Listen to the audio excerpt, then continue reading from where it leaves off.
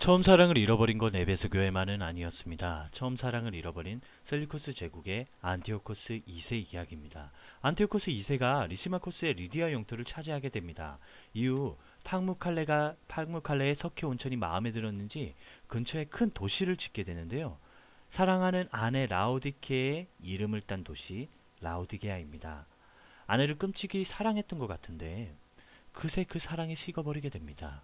화친을 위해 얻게 된 프톨레마이오스의 3세의 딸 베레니케를 안티오코스 2세가 왕비로 맞아들이게 되죠. 당연히 라우디케는 버림을 받게 됩니다. 그리고 복수를 다짐하게 되죠. 어찌됐건 라우디케의 이름을 딴 라우디게아를 이야기를 이어가 보도록 하겠습니다. 파무칼레는 이렇게 작은 마을인데 작은 온천들도 많았지만 마을 면적 대비 아주 큰 석회 온천을 보유하고 있었습니다. 그런데 그 석회 온천이 너무도 아름다워서 클레오파트라도 이곳을 자주 다녀간 연못이 있다고 합니다. 이곳입니다. 이렇게 많은 사람들이 오가는 유명한 관광지가 되니까 라우디게아 주민들은 이런 상상을 하게 됩니다. 이곳으로 돈을 벌어보자. 땅을 파고 또 땅을 파고 물길을 만들어서 온천수를 라우디게아까지 끌어오게 됩니다. 그렇게 라우디게아는요, 찬물과 뜨거운 물 둘 다 갖게 되는 곳이 되죠. 그런데 뜨거운 물과 차가운 물이 만나면 어떻게 됩니까? 미지근해집니다. 그런 그들에게 요한에 쓴 편지가 도착합니다. 내가 이같이 미지근하여 뜨겁지도 아니하고 차지도 아니하고 내 입에서 너를 토하여 버리리라. 뜨거운 것은 열정을 말하겠죠. 차가운 것은 경건함을 말합니다. 그런데 그들은 뜨겁지도 차갑지도 않은 미지근한 신앙을 보이게 됩니다. 관광산업으로 많은 사람들이 찾아오자 계속해서 돈을 벌 것은 계획하지만 평일에는 오직 돈을 생각하고 주일에만 교회를 찾아와 예배를 드리는 전형적인 썬데이 크리스찬이 라우디게아 성도들입니다. 에베소 유적지도 넓지만 라우디게아 유적지도 꽤나 넓었던 것 같습니다. 그만큼 많은 사람들이 찾아온 관광지였다는 거죠. 그리고 온천이 있었다는 것은 과거에 화산이 있었다는 뜻도 됩니다. 그랬을까요? 라우디게아는 금을 연단하는 곳으로 유명했고 또 팡무칼레의 파묵이 모카를 뜻하거든요. 모카가 많이 나서 흰옷이 유명했고 안약 재료도 많이 난다고 합니다. 그래서 안약도 유명했다고 합니다. 이것들로 성경은 그들을 책망하고 있습니다. 그들은 많은 것을 가졌지만 내가 말하기를 나는 부자라 부유하여 부족한 것이 없다 하나 내 공고한 것과 가련한 것과 가난한 것과 눈먼 것과 벌거벗은 것을 알지 못하는도다. 금은 연단할지 모르나 그들의 마음은 연단하지 못했고요. 흰옷은 많아도 자신들의 벌거벗은 수치조차 가리지도 못했다고 합니다. 안약이 유명하면 뭐합니까? 똑바로 보고 있지도 못하는데. 이렇게 비꼬는 듯한 메시지를 이들은 전하게 되었다고 합니다. 이렇게 두 마음을 품은 라우디게아 교회는요, 많은 유적들이 남아있지만 교회는 어디 있을까요? 다 똑같이 생겨서 찾아볼 수가 없습니다. 그래서 이곳에 그리스도 예수의 종 에바브라를 보내게 됩니다. 뜻밖의 골로새서의 라우디게아가 등장하죠. 4장 13절입니다. 그가 너희와 라우디게아에 있는 자들과 히에라볼리에 있는 자들을 위하여 많이 수고하는 것을 내가 증언하노라. 그가 에바브라 너희가 골로새 이렇게 골로새 교회와 라우디게아와 히에라볼리는 지도를 보면 알 수 있듯이 이렇게 붙어 있습니다. 이곳을 에바브라가 순회 선교 사역을 하게 된다는 거죠.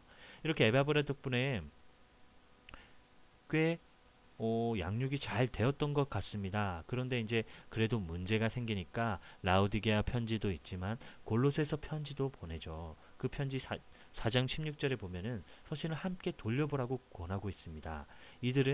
이들의 도시와 교회의 상황이 크게 다르지 않았다는 거죠. 즉 이들이 가진 문제는 많았다고 볼 수 있습니다. 라우디게가 가진 문제점과 골로새가 가진 문제점이 같지만 골로새가 가진 문제점을 라우디게아도 가지고 있었다는 뜻이 됩니다. 그렇게 지금은 그들의 교회의 모습을 잃어버린 상태가 되었습니다. 다시 안티오코스 2세 이야기입니다. 이제 정신을 차렸는지 안티오코스 2세는 라우디케를 다시 불러들이게 됩니다. 하지만 그간 복수를 계획해둔 라우디케는 안티오코스 2세와 자녀들과 베르니케를 모두 죽여버립니다. 프톨레미 왕국 입장에선 잘된 일일까요? 그렇진 않습니다. 프톨레마이오스 4세는 자신의 누이를 죽인 것을 보고 다시 전쟁을 선포하게 됩니다. 남매 간의 우애가 대단했을까요? 그럴 것도 아닌 것이 실제로 프톨레마이오스는 자신의 어미와 다른 누이를 죽였다고 전해지고 있습니다. 즉 왕위와 권력과 영토의 눈먼 왕이라고 볼 수 있죠. 그렇게 라오디케는 셀류코스 2세와 라우디케 아들 셀류코스 2세와 프톨레마이오스 4세부터 다시 전쟁이 시작됩니다. 이들이 싸우는 가운데 뜬금없이 셀류코스 가문의 공주의 아들 아탈로스가 갈라디아와 안투쿠 중심으로 전쟁을 참여하다가 돌연 왕이 되겠다고 자신이 왕이 됨을 선포하게 됩니다. 그렇게 탄생한 신생 국가가 바로 페르가몬입니다. 당연히 수도는 버가모였겠죠. 높은 산 위에 요새와 같은 곳에 도시를 크고 웅장하게 건설할 계획을 가지고 있었습니다. 그런데 이곳은 이제 셀류코스 가문의 공주의 아들이니까 이집트와는 해상 무역을 할 필요가 없죠. 그래서 버가모로 에베소가 아닌 버가모로 옮겨진 걸로 보이고요. 그리고 높은 지형을 가진 버가모가 상대적으로 전쟁 시에 도시를 지키기도 유리했었고, 그리고 이곳에 매우 유명하고 크고 성대한 도시를 아크로폴리스를 건설할 계획을 하게 됩니다. 수용 가능 인원이 에베소보다 훨씬 많습니다. 10만 명이나 됩니다. 물론 로마 시대 이후에도 계속해서 증축이 된 것으로 보여지는데, 아무튼 버가모 사람들은 마음가짐은 크고 더 크게 더 높게 이런 성대한 꿈을 가지고 있었다는 거죠. 이렇게 연극장뿐만 아니라 에베소에 수도 배관이 있으니까 80km나 되는 먼 거리에서 수도 배관을 끌어오게 되고요. 에베소에 도서관이 있잖아요. 버가모에도 도서관이 있었는데 에베소보다 훨씬 컸다고 합니다. 그래서 크고 방대한 규모 때문에 세상에 있는 모든 책을 한 권씩 보유하겠다는 알렉산드리아 도서관이 이를 견제한 나머지 파피루스 수출을 전면 금지하게 되죠. 그렇다고 책 생산을 멈출 버가모가 아니었습니다. 이제 가죽으로 책을 만들기 시작합니다.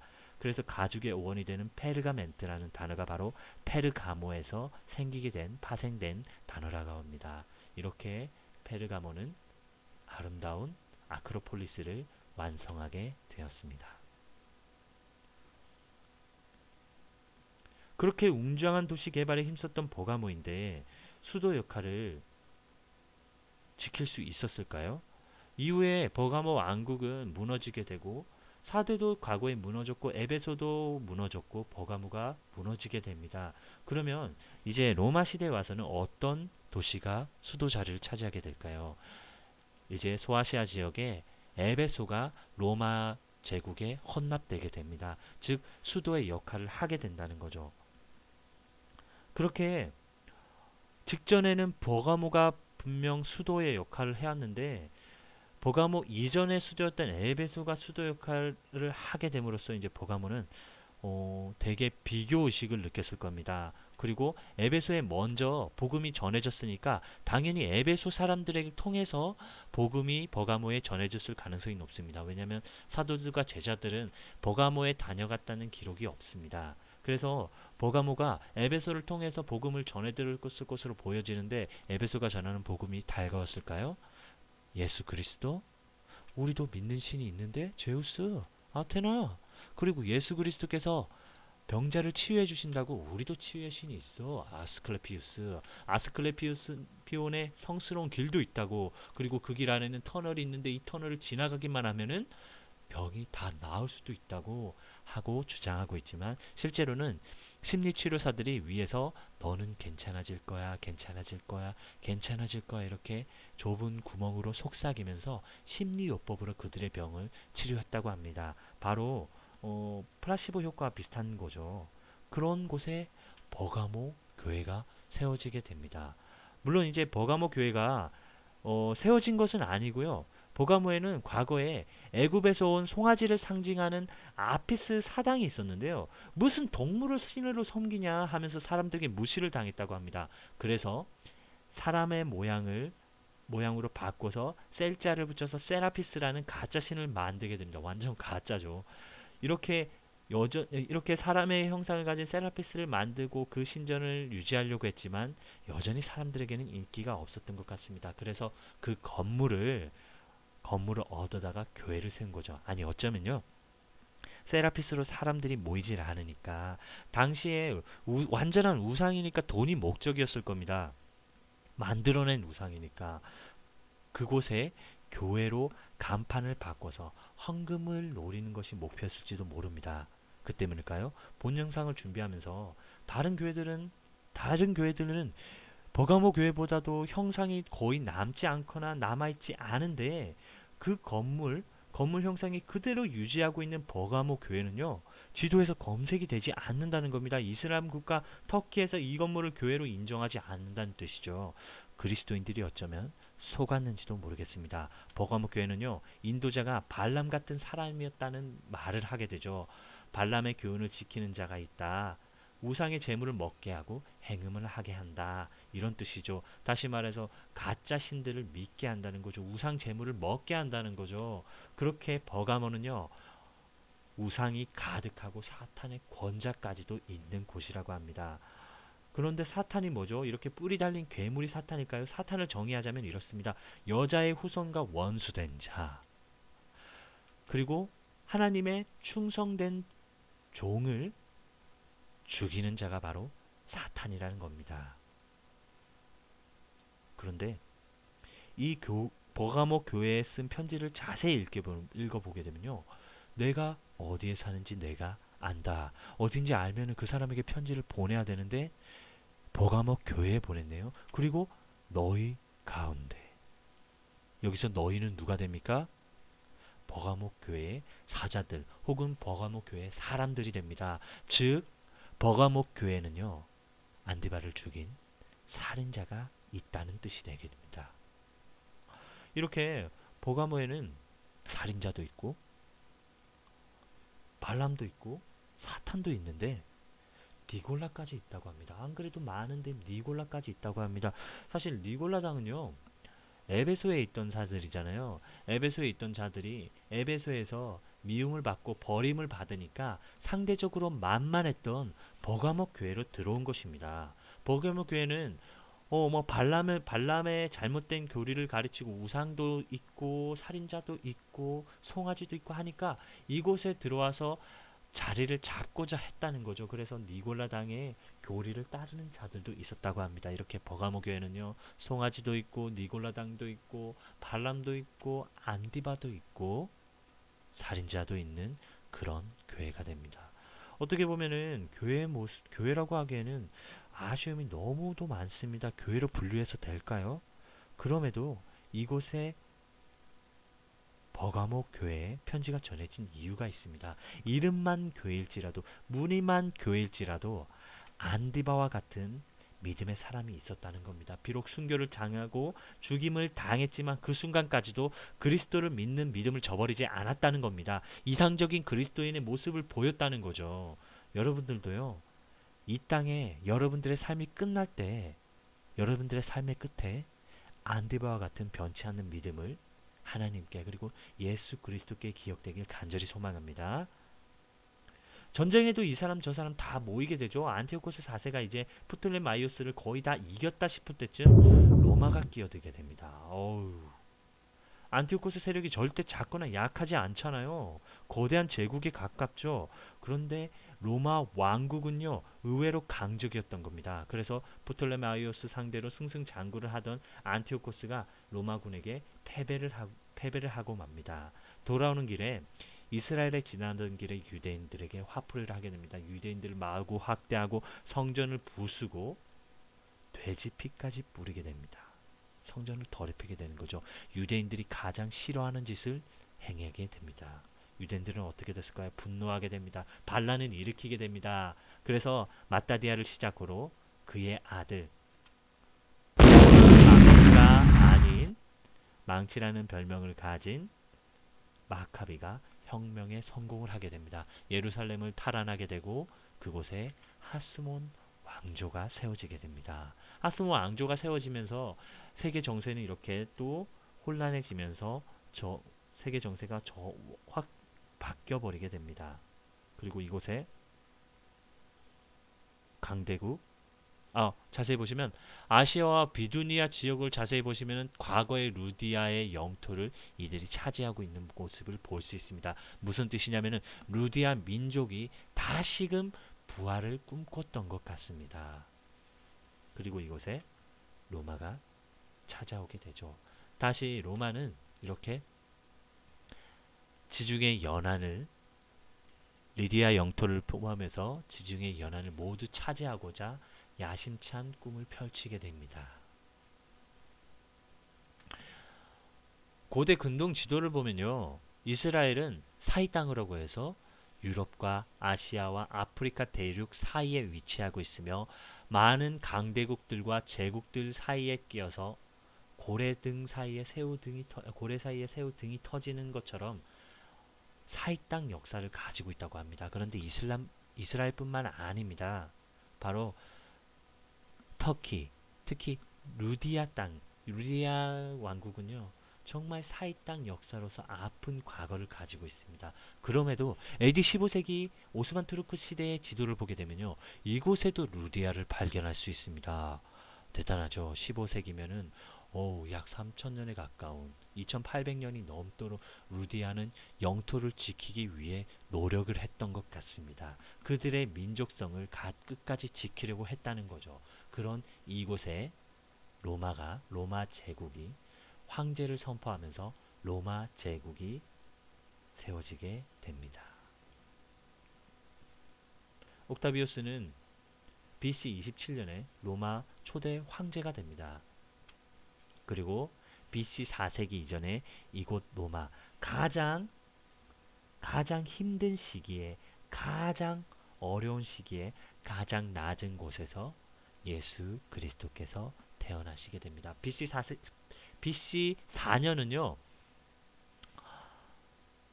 헤롯 대왕이 죽은 그 해를 말하거든요. 그런데 유아사례는 그 이전에 있었던 거니까 유아사례 사건에 예수 그리스도께서 유아사건 이전에 태어났으니까 유아사례 사건보다 이전이니까 BC 4년에서 약 BC 7년 사이로 추정할 수 있다고 합니다. 그 사이에 예수 그리스도께서 태어났다고 합니다. 그리고 열두 사도를 세우시고 가르치고 치유하고 전파해 주셨습니다. 그리고 이제 사도 요한에게 마지막 날에 대한 메시지도 주셨습니다. 그때 전해진 메시지가 아직 남아있죠. 이제 칭찬받은 교회를 소개하도록 하겠습니다. 빌라델비아 교회입니다. 빌라델비아 교회는 아직 흔적이 남아 있습니다. 사진으로 보는 것이 교회 건물입니다. 오른쪽일까요? 왼쪽일까요? 아니요. 다 건물이고 이곳은 교회의 기둥이라고 합니다. 다음 사진을 볼까요? 옆에 빌라가 보입니다. 빌라와 비교했을 때도 기둥이 작지 않죠. 근데 기둥만 있나요? 외벽이 있을 거잖아요. 그러면 기둥과 기둥 사이보다 더 큰 외벽, 그리고 뒤에도 기둥이 있었을 거고 기둥은 4개 이상이었겠죠. 그렇게 어마어마하게 큰 사이즈의 교회가 있었던 것으로 보여집니다. 1세기 때 예루살렘 교회 이후에 가장 크게 부흥한 교회가 바로 이곳 빌라델비아 교회였던 것 같습니다. 이곳에는 건물만 컸던 게 아닙니다.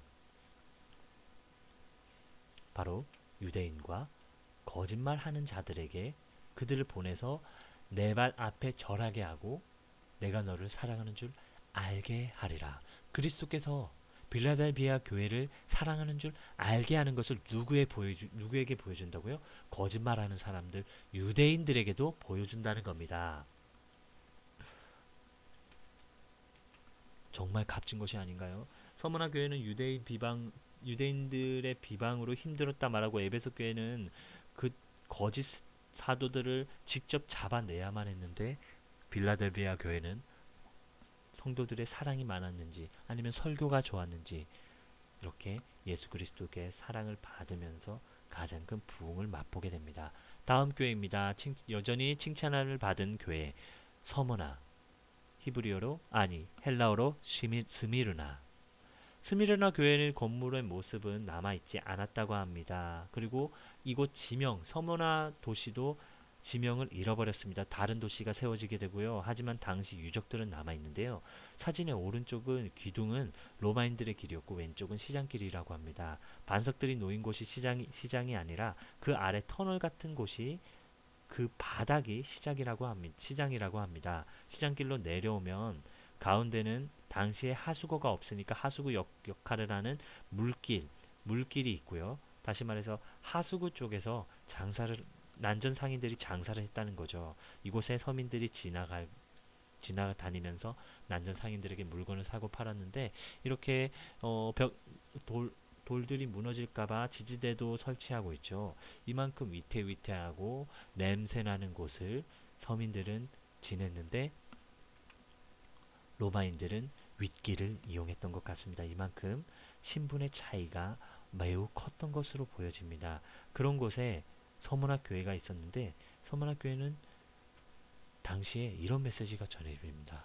너는 장차 받을 고난을 두려워하지 말라. 볼지어다 마귀가 장차 너희 가운데에서 몇 사람을 옥에 던져 시험 받게 하리니 너희가 10일 동안 환난을 받으리라. 내가 죽도록 충성하라. 그리하면 내가 생명의 간을 내게 주리라. 이렇게 시험과 환난을 예언해 주시고요. 생명을 약속해 주셨습니다. 그리고 기록된 바와 같이 로마 황제 안토니우스 피우스의 황제 때 요한계시록에 기록된 열흘 동안의 박해가 시작됩니다. 그 박해 가운데 사도 요한의 제자였습니다. 폴리캅 교부였는데요. 폴리캅 교부가 이곳 서문학 교회를 주교했었는데 이 폴리캅 교부는 당시의 나이가 86세로 추정되고 있습니다. 86세 많은 나이니까 이런 나이든 할아버지를 죽여서 뭐 하겠냐, 그냥 설득해봐라 해서 설득을 하게 됩니다. 폴리캅이요, 당신이 이제 예수 그리스도를 부인하시면 당신의 목숨을 살려드리겠습니다. 그렇지 않으면 당신을 고통스럽게 죽음을 맞이하게 될 겁니다. 하지만 폴리캅은요, 절대 예수 그리스도를 부인하지 않았으며 여전히 예배를 준비하고 말씀을 선포하면서 하나님께 기도를 드렸다고 합니다. 다니엘 모습과 같죠. 그래서일까요? 다니엘과 같은 은혜를 경험하게 됩니다. 결국 폴리캅은 화형으로 처형당하게 되는데 폴리캅이 묶인 자리에서 불을 붙이는데 폴리캅이 있는 자리는 불이 붙지 않았다고 합니다. 계속해서도 불이 붙지 않자 어쩔 수 없이 로마 병사가 칼로 폴리캅을 죽였다고 합니다. 고통 없이 죽은 셈이죠. 화형은 얼마나 고통스럽습니까? 그름에 몸이 타고 일그러지면서 그 고통 가운데 죽임을 당할 것을 하나님의 은혜로 칼로 찔러 죽임을 당하는, 고통 없이 상대적으로 고통이 약한 죽임을 당하게 되었다는 겁니다. 그런 죽임 가운데 그런 환난과 시험을 이겨낸 폴리캅은요, 이 땅에 폴리캅 기념 교회를 세우게 됩니다. 여기는 어디입니까?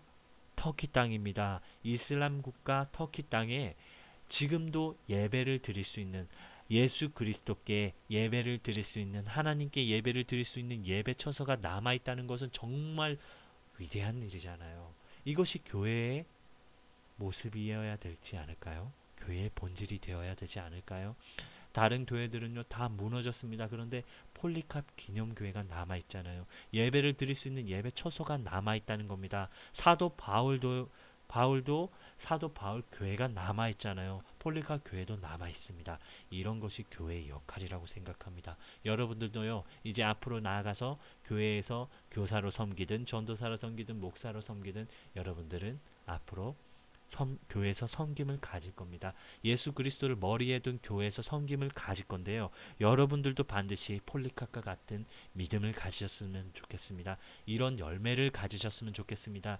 예배 초소가 끝까지 남아있고 후손들에게 물려줄 수 있는 그런 교회가 될 수 있도록 여러분들이 성령께 인도를 받으시길 간절히 소망합니다. 이상이었습니다. 궁금한 부분들이 있을 수 있고 잘못된 부분들도 있을 수 있습니다. 필요한 부분이 있으면 연락 주시고 더 좋은 정보가 있으면 조언을 주셨으면 좋겠습니다.